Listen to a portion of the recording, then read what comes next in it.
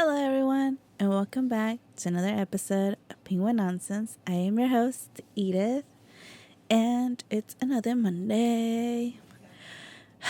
Guys, can you believe we are so close to the end of the year? I feel like it's so crazy. In case some of y'all didn't know, me and Jose are planning our wedding, and it's gonna be a couple months, and I'm freaking out because we have like 60 some days left, and I'm just like, it's happening. This is happening. I am just, I don't know. It's a Monday. I'm with some extra energy for some reason. I'm usually really tired on Mondays, but for some reason today, I just have all the extra energy. Maybe it's because I had some ice cream before we started this. Okay. So if I read a little too fast, y'all know that's what happened. But once again, thank you for joining us. Thank you for being here. Thank you for wherever you're listening to us, whether it's Spotify, YouTube, wherever that might be. I hope these stories, you help you learn something today. I hope that something sticks and you are able to share it with other people. So, without making this any longer, let's get on to our first story of today.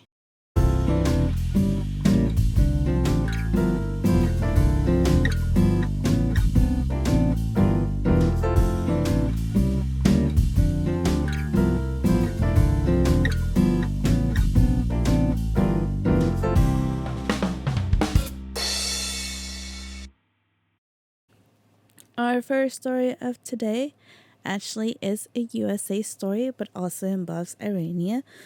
Iran. Sorry, I was thinking of the actual people, Iranian people, but I don't know. It just kind of went in there together. Iran. So the thing went. The United States waived sanctions to allow the transfer of $6 billion in Iranian funds from South Korea to Qatar, a step needed to carry out a previously announced U.S.-Iranian prisoner swap, according to a U.S. document seen by Reuters on Monday. The broad outlines of the U.S.-Iran deal, under which 5 U.S. citizens detained by Iran would be allowed to leave in exchange for the transfer of the funds and the release of 5 Iranians held in the United States, were made public on August 10th. The Secretary of State said, to facilitate their release, the United States has committed to release 5 Iranians nationals currently detained in the United States and permit the transfer of approximately $6 billion in Iranian funds held in restricted accounts in the Republic of Korea to restricted accounts in Qatar, where the funds would be available only of humanitarian trade, it said. That was a really short part of the whole little article, but I had questions about this after I read this, and I know this happens often, but I think now that I just get to read these articles a lot more, or get to read world stories a lot more, now that I do this podcast, I know they said that the Secretary of State said that they would be able to use this money only would be available for humanitarian trade. But how do we dictate that they did use that money for humanitarian trade? Who's keeping tallies? Who's keeping records of all of this stuff? I feel like money can be so easily manipulated and stuff like that. I just want to know who's letting them be like, okay, you can do this, but only if you do this. Don't get me wrong. I am glad that we got to get our people back, our soldiers, humans. Soldiers are humans too, right? Whoops. Our people, whether they were reporters or whatever they were, I'm not sure. That article doesn't state what they were. We just know they were U.S. citizens. So I'm glad that we got to get them back, but at the same time, I'm sure they're also glad to get their Iranian people back. But I don't know what stops it from this being a good trade. Like, what are we getting out of this? What are they getting out of this? Was this planned on along? Like, maybe I watched too many spy movies where they maybe wanted to get captive. I don't know. I feel like there's a lot to this story more than there was articles about it, and I feel like the reason why there wasn't that many articles about it was because how do you justify telling people that we just used $6 billion to make a trade for 5 people? It's like a little bit over, what was it? 1 billion per person. A little bit over. I know it's 5 and there's 6. I know. So a little bit over. But I just don't know how you justify that. Like, and why were we the only ones who had to give money? Why didn't they give us money for their people? I don't know. Like, that just to me sounded a little bit, America, the great America. Love it. I love being here. But sometimes our government just has a lot of things to explain. So, I don't know. I want to hear your theories on these. Like, why hasn't this story been as put out there as the rest of the stories? Like, I know they just had the G22, and it was held in India. So there was that whole thing. I think I read that, Russia wasn't there and China wasn't there either. So, and we all know why. But there's that whole other situation. So I know that has taken over most of the news lately. But I don't know. This one to me, it stood out. I felt like I only found like very, very few articles about this. So what's going on, man? Why did we pay so much? Why didn't they pay us? I don't know. Were there people just not that worth it? Like, I'm not saying like, maybe I'm a little close-minded here. Maybe I'm being a little dumb. I don't know. But like, if y'all know why this even happens, like actually have better proof of like why these things even go down. I know they happen often. I know we're always giving money to people and we're always trying to get our people back and that kind of stuff. But I feel like there's something going on here. Like, why are we the ones giving money? Why aren't they giving money to us? I think that was my whole like reason of why this story to me just seemed kind of odd. And that's all we ask for. We just ask for our people back. But I mean, I guess I should be glad that the U.S. for once did something that didn't benefit them. But what if it did benefit them? I don't know. I mean, America always be looking out for themselves. At least the government, they always be looking out for themselves. So there must have been something that they had to get out of this. So I'm glad our people are okay. I'm glad we got those prisoners back. I'm sure being a prisoner is no fun. When I was young, at the age of 6, I was kidnapped. And so I remember that being like the most worst thing of my life. And I can talk about it now because did the therapy, did everything and whatnot, but it doesn't faze me as much anymore. And I'm a better person for it, I guess, or been more careful with my life ever since. But and I was glad to be one of the few cases that got that ended up with their family. So that's always good. But it comes to a point where you're like, I hope that everything just kind of turns out for the better for them, and that they don't ever have to experience that ever, and that they didn't get to go through too much traumatic things. But I feel like anytime you're a prisoner of a country, and they're holding you hostage because they want something for another country, I feel like it never goes well. So I'm sure there was a lot of traumatic experiences. Good gracious, I am having trouble today. So sorry, you guys. And I hope that they are able to get the therapy and some peace in their hearts. And that they are able to return, if they had families, they are able to return to the love from their families And that hopefully it's a healing step towards healing, because it's going to be a long road. It's going to be a long road, but I wish for the best for them.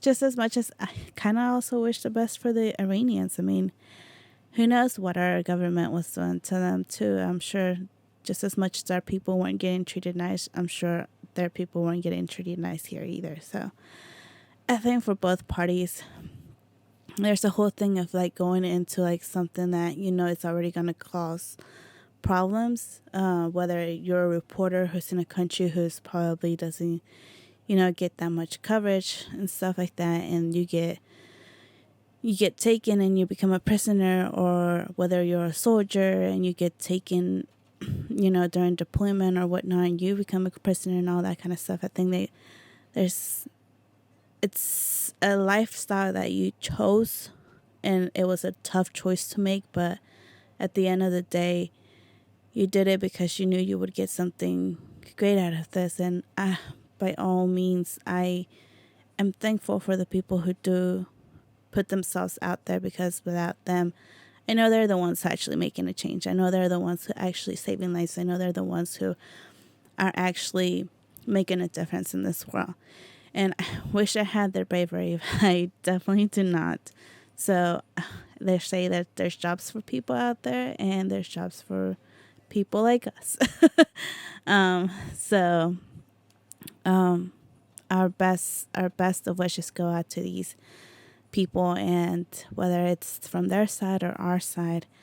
But I was intrigued on the whole like $6 billion. That's a lot of money. So let me know what you guys think. That was a really short story.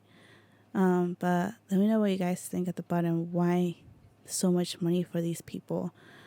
And maybe I'll try to do some more research on like to see if these people were really important or whatnot. But I don't think they release names, not typically on these situations. So I don't know if we'll find anything. But that is that. Would love to hear y'all's suggestions on what all happens there and that kind of stuff. Or maybe y'all worked for that area of the government. I mean, I doubt the government will comment on this video, right? But yeah, just let me know.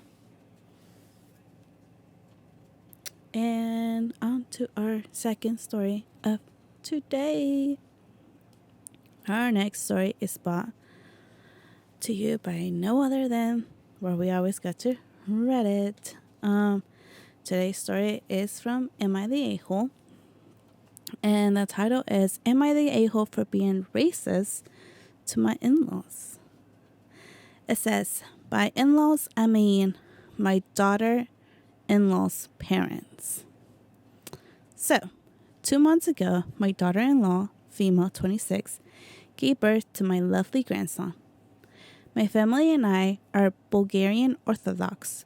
Before my grandson was born, I told my son and his wife that I'm going to pay for all baptismal expenses and any childcare expenses for the first year, as long as they gave the kid an Orthodox name. They both agreed without much consideration to name him David Antoine. David is the Orthodox name, and Antoine in honor of the uni professor who mentored both my son and his wife, and who sadly passed away during the COVID pandemic.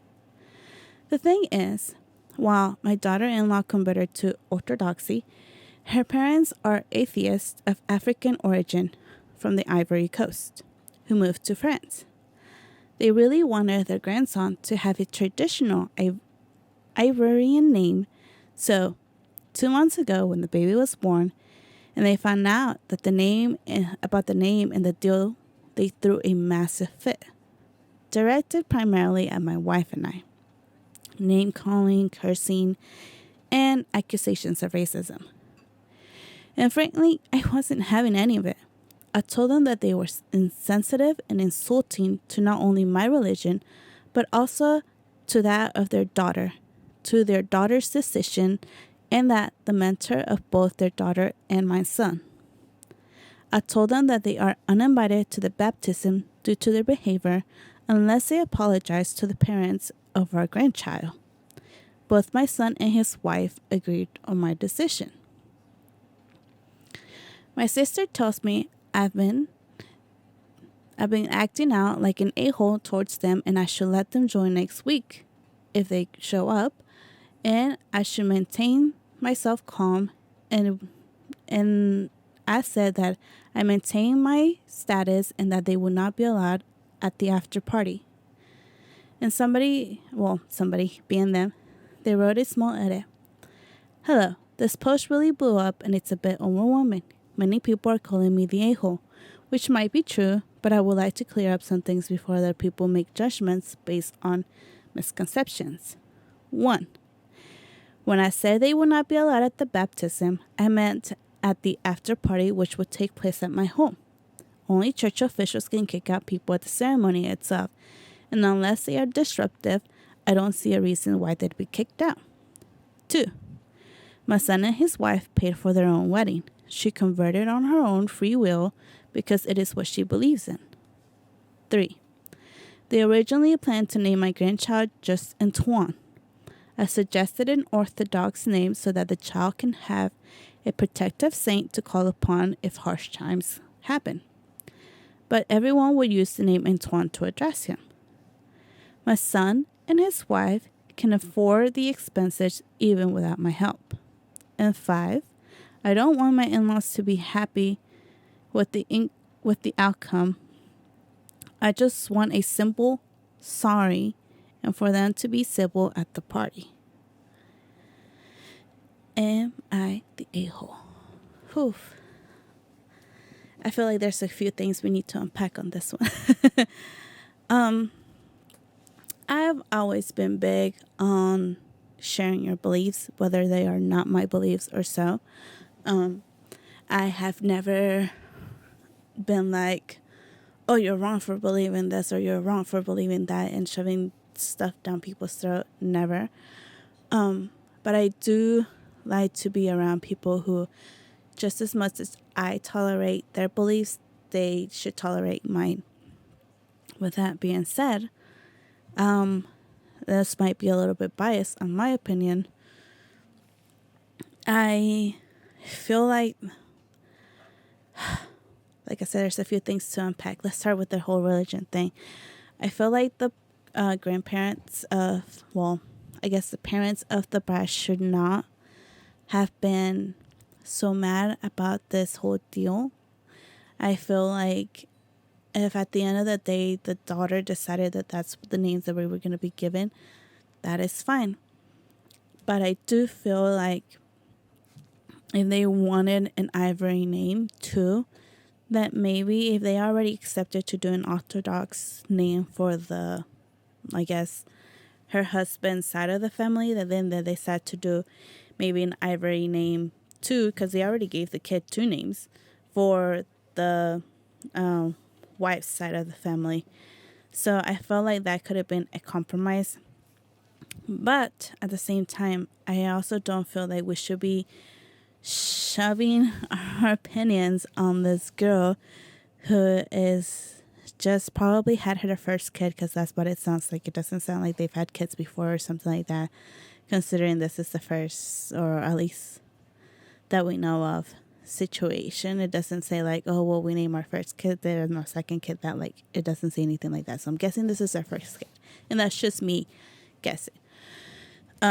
So I feel like at that point they should have, if they were already going to take a suggestion from the dad's side, then they might as well have taken a suggestion from the mom's side.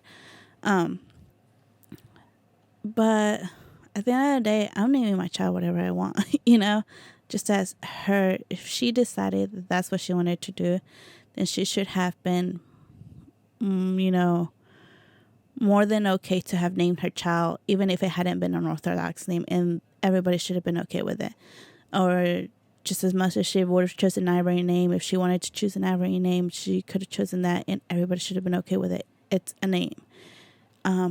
Who knows if later on in life, if even the kid decides to be an Orthodox, or if he decides to be a Catholic, Jehovah's Witnesses, I don't know. It doesn't matter. At the end of the day, it's what the kid wants to believe. There's no point in like having this whole argument over something that it's just a name. And yes, I know this is a big deal for both families, but at the end of the day, it's just a name. And who knows if that child is even going to go into either religion, or either side of the family prefer any ethnicity background or any kind of stuff like that. Who knows? Who knows how this kid is going to end up being raised and that kind of stuff. Now, the second thing I'm going with this is it kind of sounds like the husband's parents kind of bribed the bride. Yeah. Like there was a whole bribe there. Like I feel like just the whole point of offering, hey, I want to pay all of the baptism expenses and I'm going to pay the first year of childcare. Like, what are you gaining at this? Like, I'm sure he could have meant it from the bottom of his heart, but at the same time, did he mean it just so they would get this name? They would get this Orthodox name? Did he only do it in order, like, if you don't give him this Orthodox name, then I won't do any of this? Which it kind of just gives that vibe. It gives that vibe of, if you're not doing this, then I'm not going to pay for it. Whereas he could have just been like, I want to pay for this, whether or not you name him an Orthodox name or not. So I feel like he kind of was trying to bribe them in order to have his way. And I do believe that was an a-hole-ish move. I do believe that he could have gone, if he really didn't have anything to tie them to the religion or whatnot, and he really meant it out of the kindness of his heart, he would have been like, hey, if you want to do this, or if you don't want to do this, that's fine. I'll still give you the money so you can take care of this. Because the first year of like having a kid, I've heard is like, especially as a first time mom, it is so stressful and there's so much to learn, so much to now find out, like all the expenses, all the stuff. And it's just like a whole ordeal. So I'm sure that first year of getting some stuff like paid for, I'm sure it's going to go a long way. So I feel like that's the only thing where I come at that he might be the a-hole. Like, from what side of your heart did you mean that to go by? But at the same time, I feel like people should be very respectful of other people. And I know there was a lot of suggestions in the comments of like, did this girl feel obligated to turn just to marry your son, to convert to, or to be an Orthodox and that stuff? And I can't speak from experience. So I don't know what it means to love someone outside of your religion. And maybe convert for them. But I feel like at the end of the day, I feel like you might try to go for whatever your heart feels right. I feel like it's very hard to fake a love for a religion, and how far does that love, like how far is that going to take you into this relationship? If that's really what draws the line, this is really like a make or break deal. Like, how much are you really willing to put yourself into that religion to keep going in the future and maybe stay with this person? I've seen really good outcomes of people who have done this, and they have converted to different religions and that kind of stuff, and it's totally worked out for them. And I've seen other cases where it's totally gone the opposite way, where this was like, oh, it was great to begin with, and then all of a sudden they don't want to do this, and now it's a deal breaker, because now how are you raising your kids? Are you raising them to believe? Or are you raising them not to believe? And there's like a whole thing right there.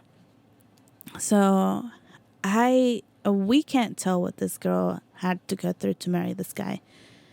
We don't know if she decided on her own. We don't know anything. Maybe she really loved him. Maybe she really loved the religion. Maybe she found it for himself. And the guy who does post this, the in-law, does say that she converted free willing, so we'll take his word for it. And if we take his word for it, then she's totally fine giving her kid an Orthodox name, and she is totally fine raising her kid in the Orthodox way, and that is totally fine, and everybody should be okay with it. I feel like the other in-law should not be mad at this if her daughter truly and free willingly did this on her own.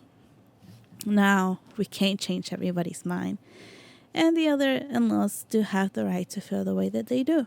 It is what it is. Everybody has their own opinions. But I feel like respect is given, respect is granted. So if they want respect, they're going to have to give respect. Simple as that. I feel like that's the only way we can ever come to a conclusion on that one, is if he wanted just as much respect as they wanted respect, then they both should have showed that respect. And I feel like they both took it to another level. So I don't know. I would like to hear y'all's opinions on this one. I feel like this one was one of those like yes and no stories. So I feel like there's no really right or wrong answers. And for my two takes, there was a little bit of that story that I did think was a-holish, and there was a little bit of that story where I was like, it's her kid. She's free to do what she wants to do. I just really hope she wasn't pressure into doing it because of that extra help she was going to get. So I really hope that she is okay. They are okay. And that everything kind of worked out for them. And I also don't feel like this kid should grow up knowing that their grandparents didn't, one side of his grandparents didn't get to make the baptism because his other grandparents were mad. But like you said, they can't kick him out of the church. And if they can't be at the party, then he does have the right to be like, you can't go into my house because that's his house. But at least for the ceremonial purposes, seems to be fine to me. And from what it looks like, it doesn't sound like the other side of the wife's side parents are like, I guess, mad at the whole religion thing. Because if they're willing to come to the baptism, I feel like if they really were against the religion in a really hatred way, I feel like they wouldn't even try to come to the baptism. But they're willing to put themselves out there to even come to this baptism. So I feel like it would be one of those things where maybe this guy's taking it a little too far, thinking that they were disrespectful. And maybe that wasn't just the whole thing. I think it was just like them maybe feeling a certain type of way because they didn't get to have a choice in this name. I think that's all it comes down is to this name. But I feel like a name should really not be creating these kinds of problems, you know? So that is just my 2 cents on that. Or 1 cent, however that phrase goes. So let me know what you guys think. Drop it in the comments on YouTube or our social medias. And on to our last and final story of the day. I don't have an article to read for y'all for our third story of the day. This was more of a story I found actually on Reddit too. I know I don't usually get more feel-good stories from Reddit, but this one was just really cute because this was a man from Chile. He had been adopted out of the country to the U.S. He went 45 years without seeing his real mother or knowing until through the help of this group called Nos Buscamos, they ended up helping him find his real parents. And eventually, you know, as he grew up, he had questions and that kind of stuff. And eventually it led to a lot of DNA testing and all that kind of stuff and tracing back and whatnot. But the crazy thing is how he ended up in the USA without his real mother knowing. So essentially what happened was that when this lady had her son, she was told that he had passed away and there was not much they could do. And so she was sent home, and this kid was essentially not buried at that time because she didn't want to have to deal with that burden. And so she was just given the ashes of the baby and that kind of stuff. So she thought her baby had passed away and that was it. but in reality, the baby was trafficked. Human trafficking is a thing. As much as it is here, it is outside too. And I read in an article somewhere, I don't remember which article it was, and there might need to be some fact checking. But I've read that that because people want to adopt so much, it actually increases the human trafficking because we don't have that many kids to adopt out. So people end up selling kids to put them into these things so they can get adopted and they get money for it and whatnot.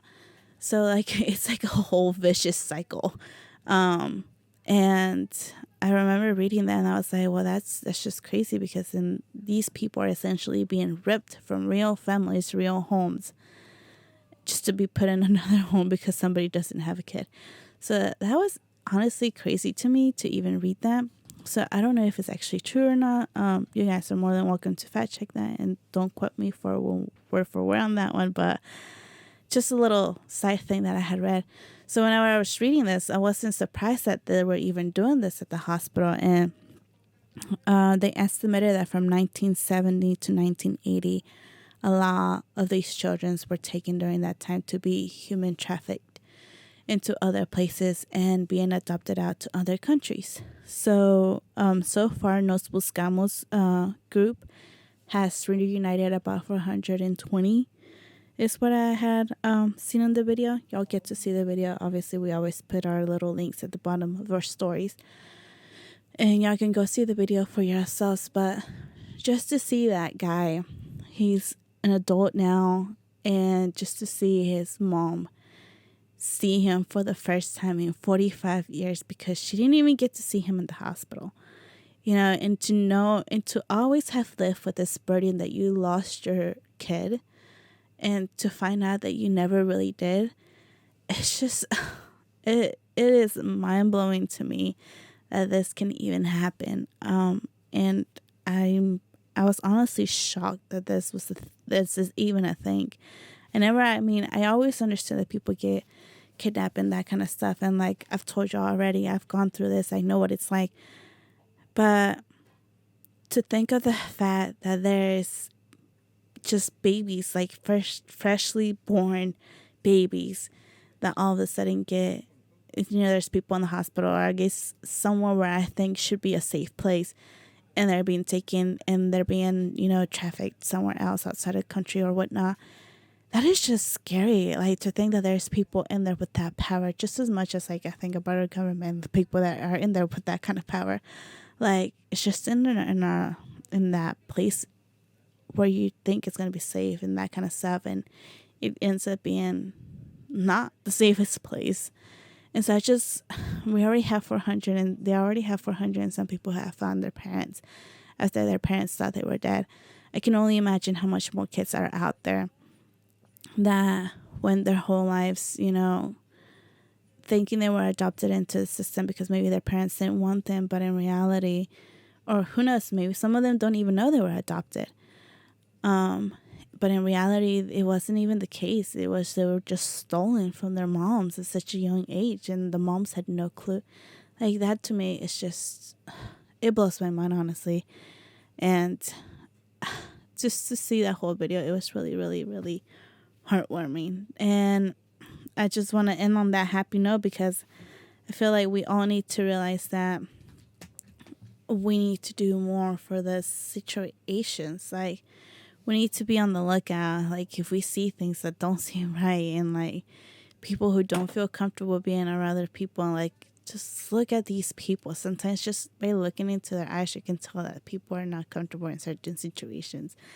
And sometimes it's simple, like, hey, you know, I thought I remember you from somewhere, you know, and then maybe it can help somebody out, even though they find out, but maybe they'll play it right back with you, and hopefully to get themselves out of awkward situations where they might be trafficked or something, you know. And I always fear for people, but I know this isn't the safest of worlds, and it's only going to get much worse. But I hope that that he had the best of times in Chile when he went to visit his mom, because that has to be the greatest thing ever, to be able to finally know the truth and finally be able to get some closure and know that your mom never really gave you away, to know that your mom actually did want you. And at the end of the day, there was just, you were at the wrong place at the wrong time with the wrong people. Essentially what happened. So I was really happy about this, and I hope this story just kind of encouraged you to keep hope that not something because something happened so long ago or you're waiting for something to happen now. Who knows? Sometimes that miracle or that want can take years for it to happen. For him, it was 45 years to get to see his real mother. And I think that's just crazy. But it just goes to show you how sometimes, even though a long time has happened, great things can still happen. So keep that a positive outlook in life throughout the week. Know that better things are coming your way. And I hope that I get to see y'all again next week. And this is it for today. That was all. That's all I had. Hopefully it was short, simple, and according to Jose, it was not short and simple. He's nodding his head over there. He cried today, you guys, because he was watching his cartoon, One Piece. So, thought I'd let that be part of the podcast. He's just laughing at me now from the back. Maybe he'll cut that out from the video. But we'll see. All right. Thank you guys for joining us, and keep following us on our social medias, YouTube, Spotify, our Snapchats and Instagrams. And I know I feel like posting at those, but at least y'all find us definitely on YouTube and Spotify for sure. See y'all again next week, and bye.